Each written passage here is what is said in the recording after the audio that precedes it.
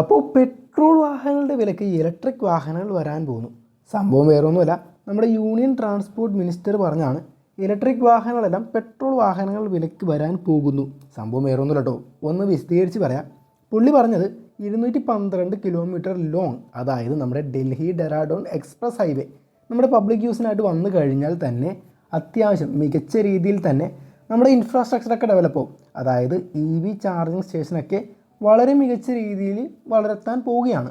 മാത്രമല്ല വേൾഡ് നമ്മുടെ 3rd largest എക്കോണമിയിലേക്ക് വളരുകയുമാണ് ചെയ്യുന്നത്. അപ്പോൾ ഇതിലൂടെ ഗവൺമെൻറ് പോളിസീസ് എന്ന് പറയുന്നത് കൂടുതൽ ഫോക്കസ് ചെയ്യുന്നത് കോസ്റ്റ് എഫക്റ്റീവ് ആയിട്ടുള്ള പൊല്യൂഷൻ ഫ്രീ ആയിട്ടുള്ള തദ്ദേശീയമായിട്ടുള്ള നിർമ്മാണമെല്ലാം തുടങ്ങുക എന്നതാണ് ഉദ്ദേശിക്കുന്നത്.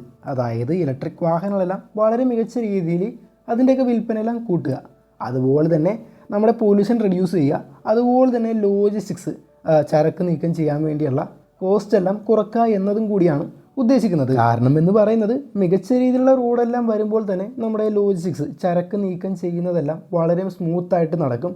അപ്പോൾ വളരെ മികച്ച രീതിയിൽ അതിൻ്റെയൊക്കെ കോസ്റ്റ് എല്ലാം കുറയാനും വളരെയധികം ചാൻസ് കൂടുതലാണ്. അപ്പോൾ നമ്മുടെ ഇന്ത്യൻ ഗവൺമെൻറ് വളരെ മികച്ച രീതിയിൽ തന്നെയാണ് EV ചാർജിങ് ഇൻഫ്രാസ്ട്രക്ചർ എല്ലാം മികച്ച രീതിയിൽ കൊണ്ടുവരാൻ പ്ലാൻ ചെയ്യുന്നത്.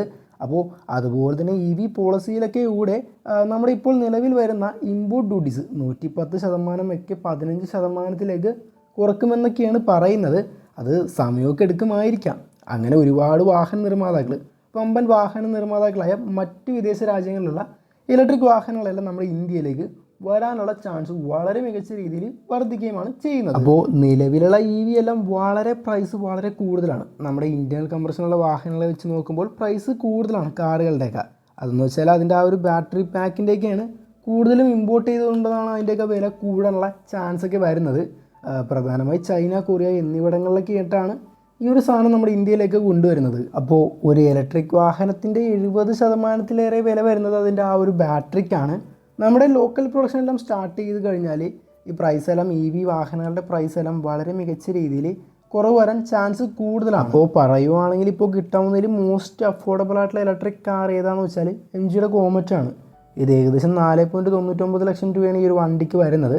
പിന്നെ ഈ ഒരു വണ്ടിക്ക് 2.50 രൂപ ആ ഒരു kilometre charge battery as A service എന്ന് പറയുന്ന പദ്ധതിയിലൂടെ അങ്ങനെയും കൊടുക്കുന്നുണ്ട്. അപ്പോൾ കോമറ്റിൻ്റെ കാര്യം പറയുവാണെങ്കിൽ കോമറ്റ് ഏകദേശം 230 കിലോമീറ്റർ സിംഗിൾ ചാർജിലെ റേഞ്ചൊക്കെ നൽകുന്നുണ്ട്. മികച്ച രീതിയിൽ ഒരു 4 പേർക്ക് സഞ്ചരിക്കാൻ പറ്റുമെന്ന് വരുന്ന ഒരു കോമ്പാക്ട് സൈസുള്ളൊരു വാഹനമാണ് ഈ കാണുന്ന വണ്ടി എന്ന് പറയുന്നത്. പിന്നെ കുറച്ചും കൂടി വലിയൊരു ഇലക്ട്രിക് SUV ഒക്കെ വാങ്ങുകയാണെങ്കിൽ ഏകദേശം 20 ലക്ഷം രൂപയ്ക്ക് മുകളിലായിരിക്കും വില വരുന്നത്.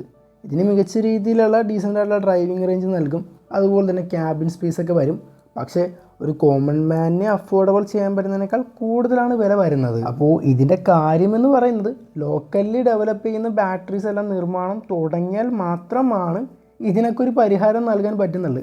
EV വാഹനങ്ങളുടെയൊക്കെ വില നമ്മുടെ ICE മോഡലിലേക്ക് ഇക്വലൻ്റ് ആയിട്ടുള്ള ഒരു പ്രൈസ് റേഞ്ചിലോട്ട് വരാൻ പോകുന്നത് എന്ന് പറയുന്നത്.